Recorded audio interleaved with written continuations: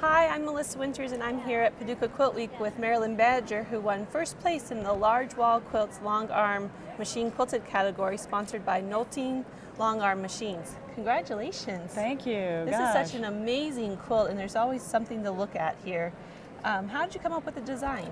Well, it started out as I started piecing the center. There was a contest that Judy Niemeyer put on for taking her coxcomb pattern and making it your own. Oh, okay. So I started putting it together, and I got it all pieced, and then my husband fell ill, and so I kept thinking of things I could add to it while I was sitting with him. Oh, that's always good to be able to do handwork while you're busy. I strung it out for about 3 more months, you know. Sure. And he also did my critiquing. Oh. And he was my biggest fan as well. So every time I would add something, he'd have to approve, and I'd have to put it up on the wall, and there you go. He'd go, okay. So in almost, this is kind of his quilt then. It is. It's his quilt. It was his very favorite.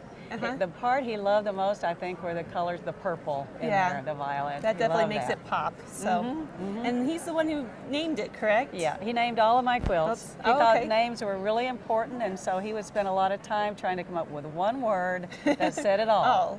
So he named it Exuberance. He thought it was That definitely says it all for this quilt. There's a lot of handwork on here with your embroidery and your circles, but you also did piecing by machine as well. Right, right. All the handwork is what I did when I was sitting with him. Oh, okay. So all the berries were added while I was doing that. And then it sat around for a while after he passed away before I could quilt it. Right. So then I finally got it quilted about 6 months later. Oh, okay.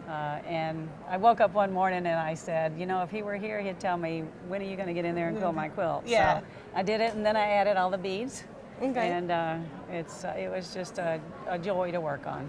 So this is actually an amazing quilt, and it won Best of Show at Chattanooga Quilt Week, correct? Yes, that was really exciting. Yeah, right. and especially since you're from Tennessee, so that's always good. Right. And you know, when I came here and I saw it hanging, it dawned on me that I have entered quilts with Claudia in Paducah since 2002. Oh, okay. But this is my first solo entry. Wow, and you won first place, so that's great. Yeah, that was good. So you're working on another one for next year? Yeah, I have another one of my own, and I'm working on one with Claudia as well. Great.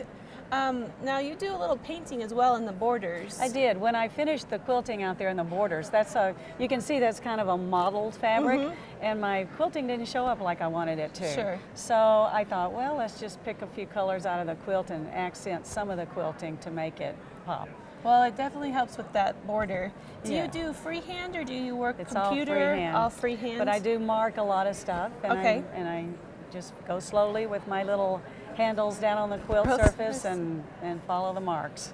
And how long does it take you a long time to make these quilts? I mean, yeah, typically 6 to 8 months. Oh, wow. But this one took longer because of all the things I added. But I think when I started quilting on it, I was possessed, so it took less. Right. Maybe 3. You just needed to get it done, right? Yeah, I did. We're not worked till late at night. Of course. Well, congratulations, Marilyn, and thanks for being with us. It's a joy to be here. Yes, thank you.